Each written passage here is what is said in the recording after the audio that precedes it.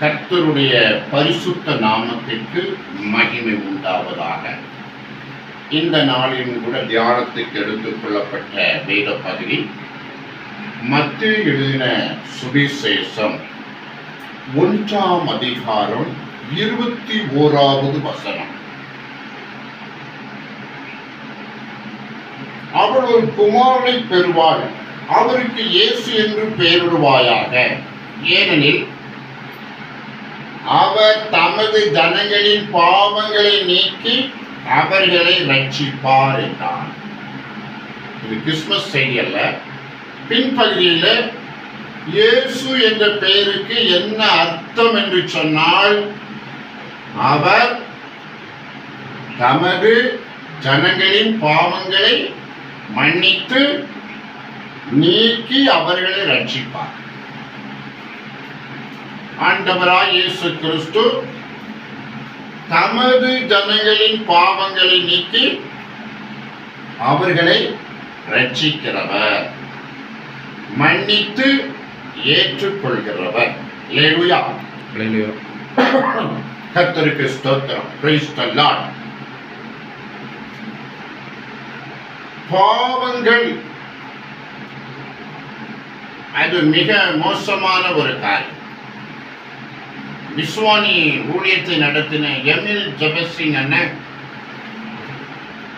ஒரு நாளில் மனிதனுக்கு இன்றியமையாத தேவை பாவ மன்னிப்பு. மனிதனுக்கு இன்றியமையாத தேவை என்னது? பாவ மன்னிப்பு. பாவ மன்னிப்பு பெற்ற ஜனங்கள் பாவத்தை மன்னிக்க இயேசுவை அண்டிக் கொண்டிருக்க வேண்டும். அப்படிப்பட்டவர்களுக்கு ரட்சிப்பு உண்டு. அப்போ பாவங்கள் மன்னிக்க, பாவம் என்ன? அநீதி எல்லாம் பாவம் தான். நியாயப்பிரமாணத்தை மீறுகிறது பாவம். மனசாட்சிக்கு விரோதமாய் நடப்பது பாவம். ஏன்னா மனசாட்சி ஒன்றை ஒன்று நியாயம் தீர்த்து நியாயப்பிரமாணத்தை கண்டுபிடித்து விடுமா அப்படின்னு பவுல் அப்போஸ்தலன் சொல்லியிருக்கிறார். இப்ப எழுதப்பட்ட நியாயப்பிரமாணத்தை படித்துதான் பாவம் உண்டு இல்லை என்பதல்ல. ரட்சிக்கப்படாத ஜனங்கள்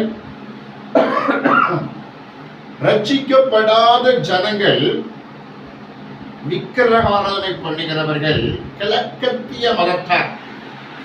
அநேகர் விக்கிரகத்தை அவர்கள் நமஸ்கரிக்க, ஆனாலும் அவர்கள் நன்மை இது தீமை இது என்று மனசாட்சியில் போட்டு மனசாட்சியே நியாயப்பிரமாணத்தை உண்டு பண்ணுகிறது, அதன்படி நடக்கிறார்கள். சிறந்த கலாச்சாரம் வைத்திருக்கிறார்கள், சிறந்த பண்பு வைத்திருக்கிறார்கள். இதெல்லாம் எப்படி கண்டுபிடிக்கிறாங்கன்னா மனசாட்சிக்குள்ள என்ன கிரியை நடக்கிறது? மனசாட்சி தேவன் தந்த தீபமாயிருக்கிறது. அந்த தீபத்துக்கு விரோதமாய் பேசுகிற அசுத்த ஆவிகள். அப்ப பரிசுத்தாவி அசுத்தாவி போராடுகிற ஒரு களமாக மனசாட்சி இருக்கிறது.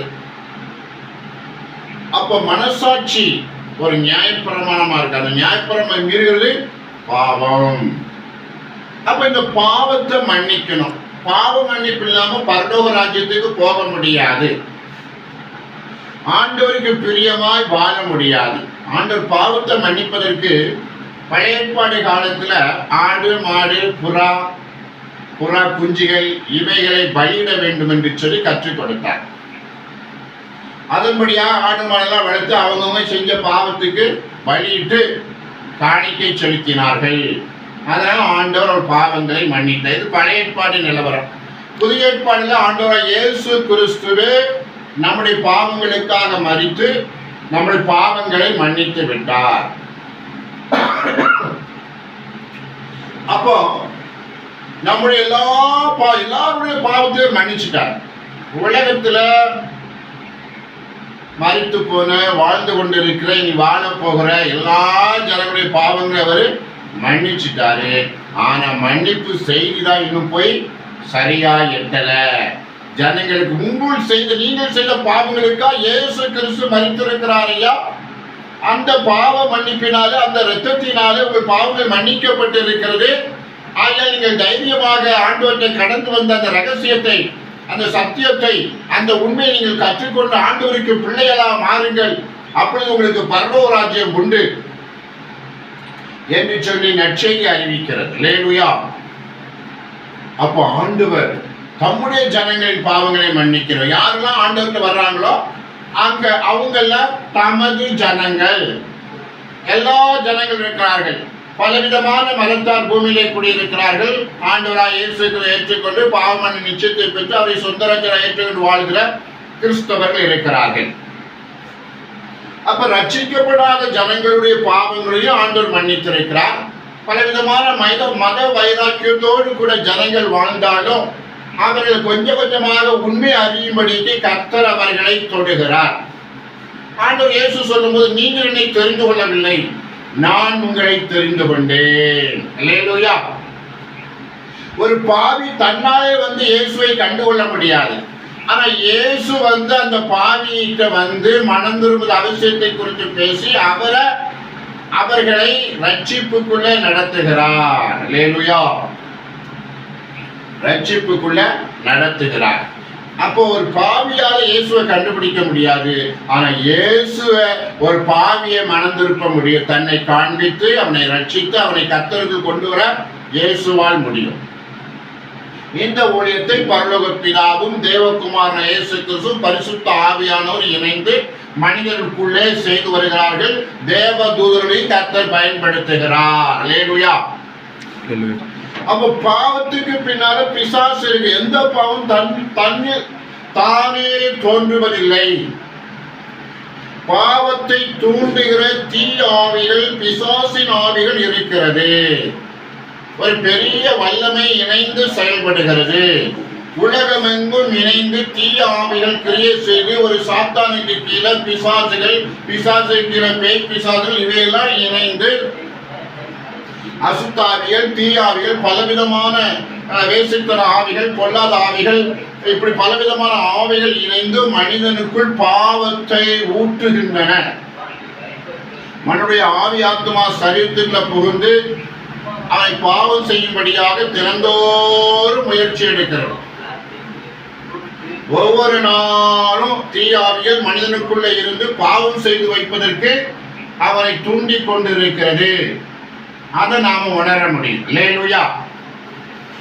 அப்போ இந்த பாவத்தை மன்னிக்கதான் ஆண்டவர் பிதா குமாரன் பரிசுத்த ஆவியின் கிரியை நமக்குள் இருக்கிறது. தேவ தூதர்களை ஆண்டவர் பயன்படுத்துகிறார். இவையெல்லாம் பயன்படுத்தி நாம ஆண்டவருக்கு நம்மளை ஒப்பு கொடுக்க வேண்டும். ஆண்டவரே, எங்கள் பாவத்தை மன்னிங்க, உங்கள் பிள்ளைகளை மாற்றுங்க, பாவம் செய்யாமல் இருக்க முடியவில்லை, எல்லா பாவத்தை தூண்ட தீயாவியில் கிரியை செய்கிறது. ஆகவே எங்கள் பாவத்தை மன்னித்து எங்களை பாவம் செய்யாதபடிக்கு எங்களை மாற்றும்படியாக நாங்கள் ஜெபிக்கிறோம் என்று நாம் விண்ணப்பிக்கிறோம். உலகிலே பலவிதமான மதங்கள் அவங்களாம் பலியிட்டுட்டு, ஆடு மலை பலியிட்டுட்டு அந்தந்த வருஷ பாவத்தை ஆண்டவர் மன்னிச்சுட்டாருன்னு சொல்லி போறாங்க. ஆனா அடுத்த வருஷமும் அதே பாவத்தை பண்ணிட்டு வந்து ஆடு மாடுகளை பலியிடுகிறார்கள். இஸ்ரேல் ஜனங்களோ முஸ்லிம் ஜனங்களோ அவர்கள் பாவம் செய்து விட்டு பலியிட்டு விட்டு போய்விடுகிறார்கள். அதே அடுத்த வருஷம் அதே பாவம் செஞ்சுட்டு மறுபடியும் வந்து பலியிடுவார்கள். பாவத்தை மேற்கொள்வதற்கு அங்க வழி இல்லை. ஆனா கிறிஸ்தவத்தின் மாத்திரம்தான் பிதா குமாரன் பரிசுத்தாவி திரியேக தேவனாக ஒரு மாறி ஜனங்களுக்குள்ளே கிரியை செய்து, அங்கே பரிசுத்த ஆவியானவர் கிரியை செய்து பாவத்தை மேற்கொள்கிற, பாவத்தை முறியடிக்கிற, சாத்தானை முறியடிக்கிற ஒரு கிரியை செய்து வருகிறார். அல்லேலூயா. அப்ப பாவத்தை மேற்கொள்ளுதல், பாவத்தை தடுத்து நிறுத்துதல், இவையெல்லாம் ஆண்டவருக்குள்ள நடக்குது. வேற எந்த மார்க்கத்திலும் அப்படி நடக்கல. இஸ்ரவேலுக்குள்ள அப்படி நடக்கல, முஸ்லிமுக்குள்ள அப்படி நடக்கல, மற்ற விக்கிரக ஆராதிக்கிற அந்த சமயங்கள்ல அது நடக்கல. ஆனா கிறிஸ்தவத்தின் மாத்திரம்தான் பாவத்தை மேற்கொண்டு பரிசுத்தமாக வாழ வேண்டும் என்று கற்றுக் கொடுக்கப்படுகிறது. அல்லேலூயா. கர்த்தருக்கு ஸ்தோத்திரம். அப்ப இயேசு கிறிஸ்து தமது ஜனங்களின் பாவங்களை நீக்கி அவர்களை ரட்சிக்கிறவர். மார்க்கு சுவிசேஷம் 2 அதிகாரத்திலே சொல்லப்பட்ட ஒரு காரியத்தை பார்க்கிறோம். இயேசு கிறிஸ்து ஒரு வீட்டிலே அங்கே நற்செய்தி அறிவித்துக் கொண்டிருக்கிறார். ஜனங்களோடு பேசிக் கொண்டிருக்கிறார். திரளான ஜனங்கள், உள்ளியும் வெளியும் திரளான ஜனங்கள். ஒரு 4 பேர் ஒரு திமிர்வாதக்காரனை மேல இருந்து வீட்டை திறப்பாக்கி கீழே இறக்கிட்டாங்க. அப்ப எல்லாரும் மத்தியிலும் இறக்கணும்னு கொஞ்சம் வழி கிடைச்சது. இறக்குனாங்க. என்ன நடக்கிறது பார்க்கிறோம்.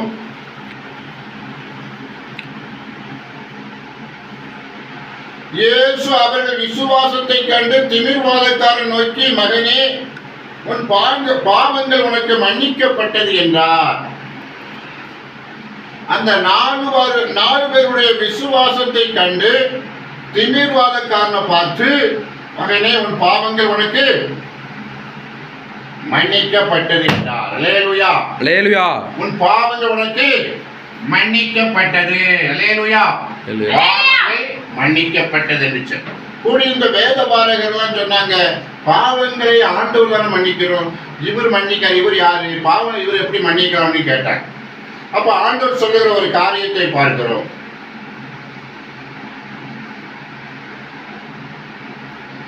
உன் பாவங்கள் உனக்கு மன்னிக்கப்பட்டது என்று சொல்வதோ, எழுந்து உன் படுக்கை எடுத்துக்கொண்டு நடவென்று சொல்வதோ எது எளிது?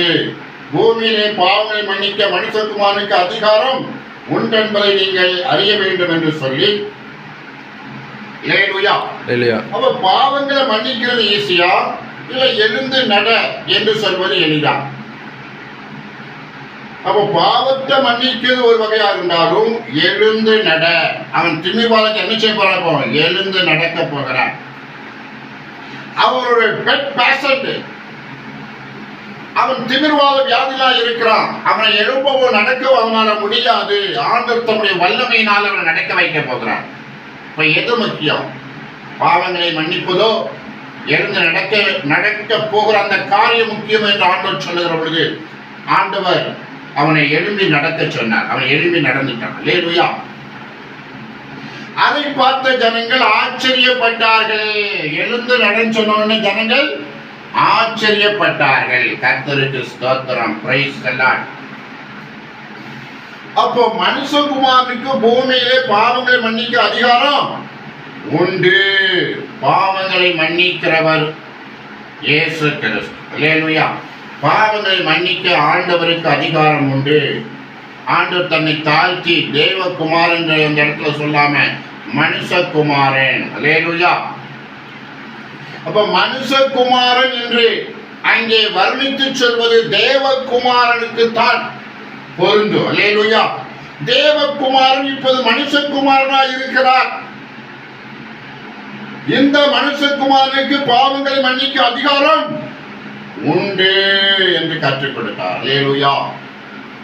அப்ப அவன் எழுந்து நடந்த எல்லாரும் ஆச்சரியப்பட்டார்கள், தேவனை மகிமைப்படுத்தினார்கள். கர்த்தருக்கு ஸ்தோத்திரம். அடுத்ததாக யோவான் எழுதின சுவிசேஷம் 5 அதிகாரத்துல முடமான ஒருவனை பார்த்து ஆண்டவர் சுகம் கொடுத்தாரு. ஆனா ஒரு நாள் தேவாலயத்தை சந்தித்து, உனக்கு அதிக கேடு வராதபடிக்கு இனி பாவம் செய்யாதே என்று எச்சரித்தார். அப்ப பாவம் செய்த உனக்கு கேடு உண்டாகும் என்று ஒரு அர்த்தம். அல்லேலூயா. ஒரு சட்டம். நீ பாவம் செய்தால் உனக்கு தீமை உண்டாகும், அதிக கேடு வராதபடிக்கு இனி பாவம் செய்யாது என்று எச்சரித்தார். அல்லேலூயா. அவ பாவமானது மனிதனுக்கு தீமையை உண்டு பண்ணுகிறது. அப்ப தீமை வராமல் இருப்பதற்கு அவர்கள் பாவத்தை நம்ம ஆவியாத்மா சரீரத்துக்குள்ளேயோ நம்ம இல்லத்திலேயோ அது வராதபடிக்கு அதை புஷ் பண்ணி வெளியே தள்ளணும் பாவத்தை. ஆனா பாவியை தள்ளிடக்கூடாது. அல்லேலூயா. பாவியை ஆண்டவர் நேசிக்கிறார், ஆனா பாவத்தை வெறுக்கிறார். அல்லேலூயா. அப்போ பாவியை மனம் திரும்ப வைக்கக்கூடிய அளவுக்கு நமக்கு கெப்பாசிட்டி இருக்கணும். ஞானமாக பாவத்தை சுட்டி காட்டக்கூடிய அளவுக்கு நமக்கு வலிமை இருக்க வேண்டும். அப்பதான் பாவி எப்படிப்பட்டவன், பாவத்துக்கு பின்னால் இருக்கிற விசாசம் எப்படிப்பட்டது என்று நாம் கண்டுபிடித்து வரையறுத்து நாம நம்ம ஜீவியத்தை பாதுகாக்க முடியும். அல்லேலூயா. அல்லேலூயா. கர்த்தருக்கு ஸ்தோத்திரம். Praise the Lord. அப்போ பாவம் உனக்கு வந்தால், உனக்குள் கிரியை செய்தால், நீ பாவத்துக்கு மனப்பூர்வமாய் இடம் கொடுத்தால் உனக்கு தீமை உண்டாகும், கேடு உண்டாகும் என்று ஆண்டவர் கற்றுக் கொடுத்தார். அல்லேலூயா, அல்லேலூயா. அப்போஸ்தலர் 2 அதிகாரத்துல பரிசுத்த ஆவி இறங்கின பொழுது அங்கே பற்பல பாஷையில் பேசி நிறைய ஜனங்கள் 3000 பேர் ரட்சிக்கப்பட்டார். ரட்சிக்கப்பட்ட ஜனங்களை பார்த்து பேதுரு சொல்லுகிறார், நீங்கள் மனம் திரும்பி பாவ மன்னிப்பு பெற்றுக்கொள்ள வேண்டும். அல்லேலூயா.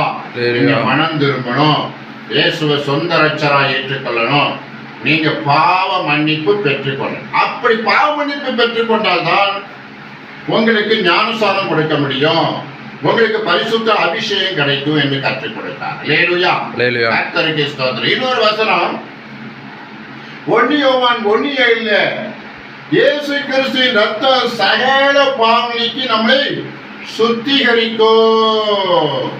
அப்ப இயேசு ரத்தம் செஞ்சிட்டாரு, அந்த ரத்தம் நம்ம பாவத்தை சுத்திகரிக்கும், தொடர்ச்சி எடுத்து தரையில் இருக்கிற அழுக்கை கிளினிக் பிளஸோ மற்ற சர்ஃபோ எடுத்து தேய்க்கிற பொழுது அது துணியில் தரையில் இருக்க சுத்தப்படுத்துகிறது. அது பாவத்தை ஆண்டவராய் இயேசு ஆவி ஆத்மா சரீரத்தில் படிந்திருக்கிற பாவத்தை இயேசு தம்முடைய ரத்தத்தை கொண்டு சுத்தப்படுத்துகிறார். அந்த ரத்தமானது சுத்தமாக்கும். இயேசுவே ரத்தத்தாலே பாவத்தை நீக்கி போடுன்னா நீக்கி போடும். அல்லேலூயா. அப்ப நம்மில் பாவம் இல்லை என்போமானால் நம்மை நாமே வஞ்சிக்கிறா இருப்போம், சத்தியம் நமக்குள் இருக்காது. நீங்க பாவம் என்று அறிந்து அந்த பாவத்தை ஆண்டவர் சொன்ன அறிக்கையிட்டு மன்னிப்பை பெற்றுக்கொள்ளணும். நான் எல்லா பாவம் பண்ணிட்டு ஒரு பாவமே பண்ணல நீதிமான் மாதிரி நடிக்க கூடாது. அல்லேலூயா. ஆண்டவர்கிட்ட நீதிமான் மாதிரி ஒரு பாவம் பண்ணலையா, ஒரு பாவம் பண்ணலையா. ஏன்னா பாவம் செய்யாத ஒருவன் இல்லை. ஜெபம் பண்ணாட்டாலே ஒரு பாவம், இயேசுவை அறிந்து தொழுது கொள்ளாவிட்டால் இன்னொரு பாவம், மற்றவர்களை மூடனே என்று சொன்னா அறிவுள்ளாத சொன்னா அது ஒரு பாவம், மாம்சக்கிரி எல்லாம் பாவம் தான். அல்லேலூயா. ஆவின் அனலா இல்லாம குளிரா இருந்தா ஒரு பாவம் தான். அப்ப நம்மில் பாவம் இல்லை என்று சொல்ல நம்மை நாமே வஞ்சிக்கலாம் இருப்போம். சத்தியம் நமக்குள்ள இருக்க, ஆண்டவர் வசனம் இருக்கா, இயேசு நம்மகிட்ட இருக்க மாட்டாரு, வாழ்க்கையே ஒரு சூன்யமா மாறிடும். அல்லேலூயா. ஒரு சன்மார்க்க ஜீவியத்துக்காக ஆண்டவர் நான் யாருக்கு எந்த தீமையும் செய்ய மாட்டேன், எனக்கு யாரும் எந்த தீமையும் செய்யக்கூடாது என்று இருக்கிற சன்மார்க்க ஜீவியம் அல்ல, இது கிறிஸ்தவ ஜீவியம். அல்லேலூயா. நாம பலவிதமான தீமைகளை சகித்து விபரீதங்கள் என்று சொன்ன ஆண்டவர் இயேசுவிட்ட விபரீதங்கள் சிலுவை தூக்கி அரைஞ்சிட்டாங்க, ஆணி வச்சு அரைஞ்சிட்டாங்க, ரத்தம் சொட்ட சொட்ட மறிக்க வேண்டிய சூழ்நிலை, விபரீதங்கள், இவ்விதமான விபரீத ஆண்டவர் சகித்தார். அப்படிப்பட்ட விபரீதமான கிரியை உங்கள் வாழ்க்கையில் வருகிற பொழுதோ நாம் அதை அந்த பாவங்களை நீக்கி அந்த காரியங்களை சகித்து அப்படி ஒரு பாவ மன்னிப்பை கட்டளையிட கர்த்தர் நமக்கு அனுக்கிரகம் பண்ணுவாராக. அல்லேலூயா. அப்போ இயேசு என்ற பெயருக்கு அவர் தமது ஜனங்களின் பாவம் நீக்கி அவர்களை ரட்சிக்கிறவர். இயேசு ரட்சகர் பிறந்திருக்கிறார், அவர் ரட்சிக்கிறவர், பாவம் நீக்கவர், ரட்சிக்கிறவர். மனிதனுக்கு மிகப்பெரிய ஆபத்து பாவம். பாவத்திற்கு பின்னால் இருக்கிற பிசாசின் கூட்டம் மனிதனுக்கு மிகப்பெரிய ஆபத்தை உண்டு பண்ணுகிறது. அந்த பாவத்தை ஆண்டவர் மன்னித்து அந்த தீய சக்தியை முறியடிக்க கர்த்தர் வல்லமை தருகிறார். அல்லேலூயா. கர்த்தர் தாமே இந்த வசனத்தை ஆசீர்வதித்து பலன் தருவாராக, ஆசீர்வாதத்தை கட்டிடுவாராக. ஆமென், ஆமென்.